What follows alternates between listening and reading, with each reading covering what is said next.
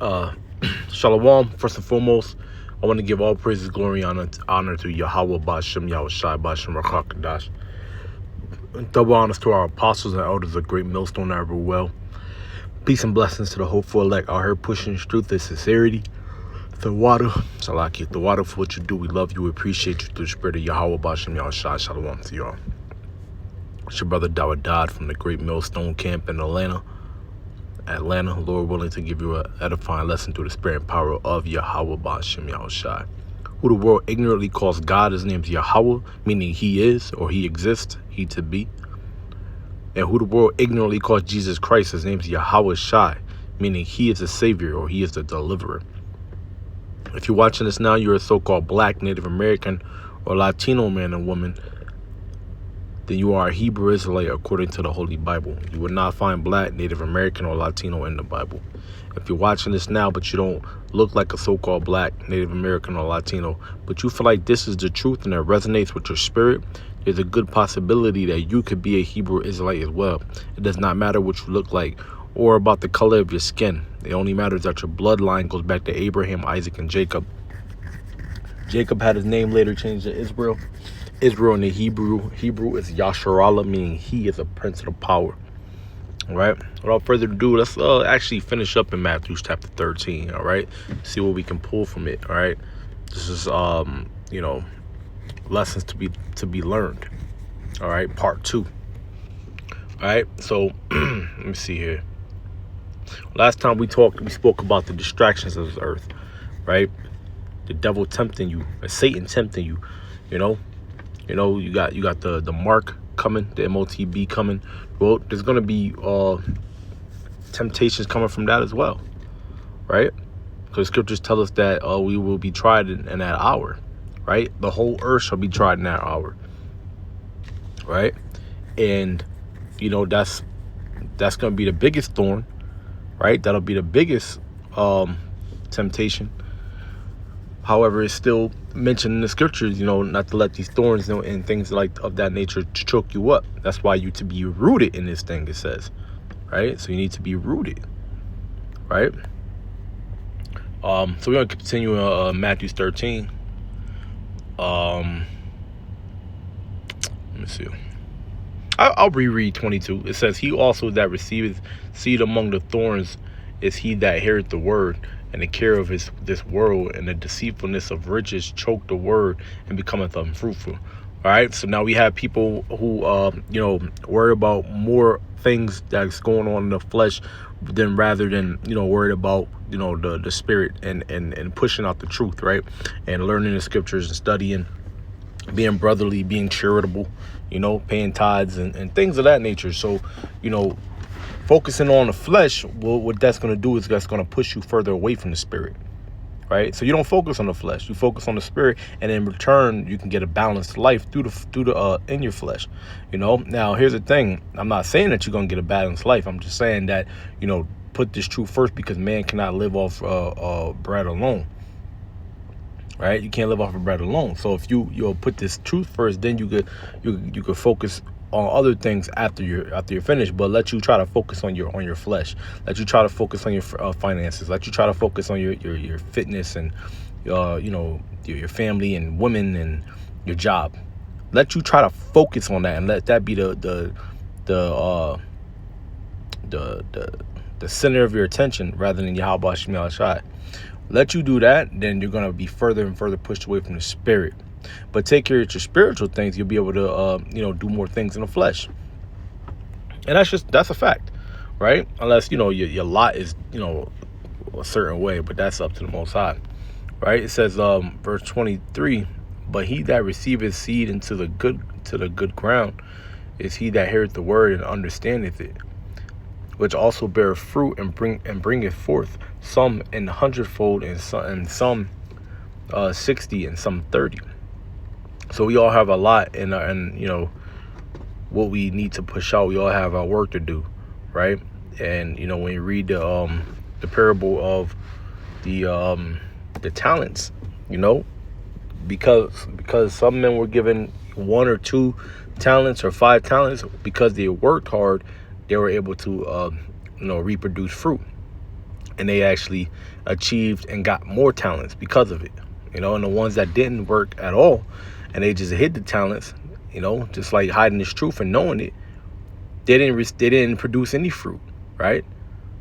But if you sow, he's telling you, if you plant in a good ground, right, then you'll get fruit. So if you're rooted in this thing, right, and you're worrying about the spirit more than you are worried about the flesh, you'll be able to produce fruit. You'll be able to make your shows. You'll be able to make camp. You'll be able to pass your tests and learn the Hebrew and things of this sort. But people are gonna watch your videos. People are gonna hear you speaking on the street, and they're gonna come in from that through the spirit. But that's because you put this thing, and you were rooted. You rooted yourself. You put this thing first, and you were able to learn and grow and increase in spirit in this truth. Tares among the wheat, verse 24 says, another parable put he forth unto them, saying, the kingdom of heaven is like unto a man who sowed good seed in his field. But while men slept, his enemy came and sowed tares among the wheat and went his way. But when the blade was sprung up and brought forth fruit, then appeared tares also. So, you have tares amongst the nation of Israel. Now, a tare would be more so like, let's say some man, like he might look like a so-called black Native American Latino, right? His whole family might look like that, but they might be all Edomites. They all might be Ishmaelites and be a heathen from another nation, right?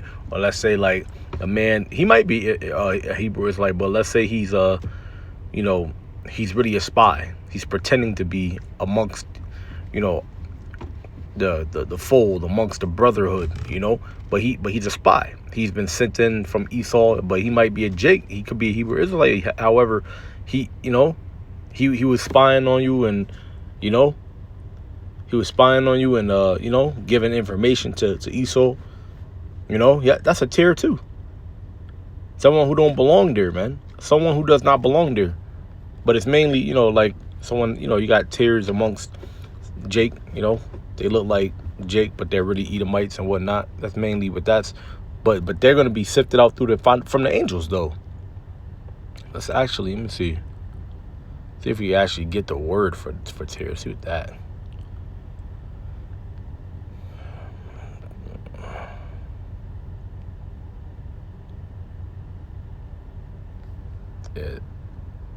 Zizanian. Let me see. Zizanian in the Greek.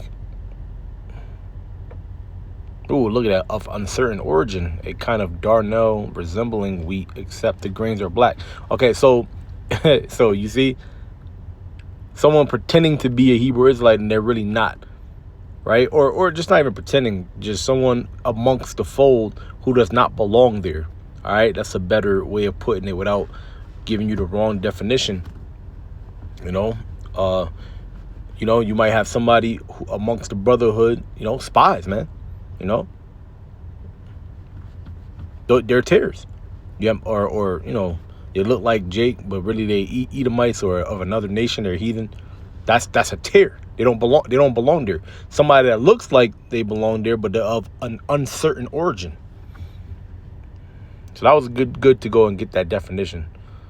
All right. Verse 26, Matthew 13:26. But when the blade was sprung up and brought forth fruit, then appeared the tares also. So when Yahushua comes back, when the angels go reaping, and Yahushua, when those angels go reaping, they got that X-ray vision. They can actually see what we can't see. So they'll be able to get them up out of there and sift the house of Israel. Right, verse 27. So the servants of the householder came and said to him, Sir, didst not thou sow good seed in thy field? From whence then hath it tares? He said unto them, An enemy have done this. The servants said unto him, Without then that we go and gather them up. But he said, Nay, lest while ye gather up the tares, ye root up also the wheat with them. Right? So let both grow together until the harvest. And this is about being wise too, by the way. And waiting and having patience, letting the Lord really fight your battles. It says, let both grow together until the harvest. And in the time of the harvest, I will say to the reapers, gather ye together first the tares, and bind them in bundles to burn them, but gather the wheat into my barn. You see? So you gather. So that's what's going to happen, right? You know, Yahweh Shai is going to come back with the angels, and they're going to do all the sifting. And, once everything is said and done, they, then will the elect be saved and the other ones be cast out and burnt, from the nuclear missiles or be put to death right then and there. These things are actually going to happen. But don't you fret. Don't try to, rush it and make it happen. It's going to happen. Yahweh Shem Yahushai is going to make sure that it happens. So you don't got to worry about nothing, right? He knew that, Judas, Iscariot, right? He knew what was going on with him. Let me see. What is it? Judas. Type in.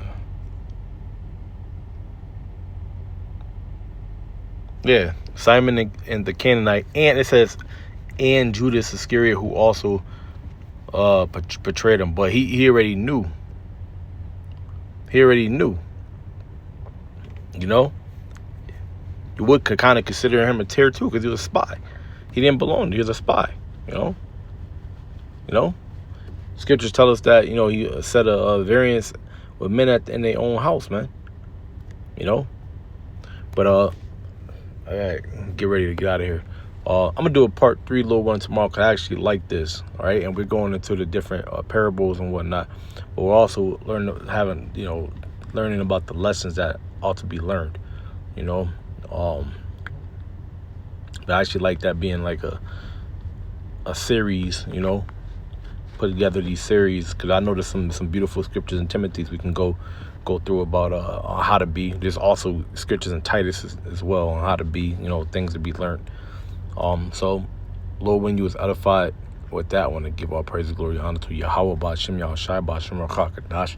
Double honors to the apostles and elders of Great Millstone Everywhere. Well, peace and blessings to the hopeful elect out here pushing truth and sincerity, and shalom.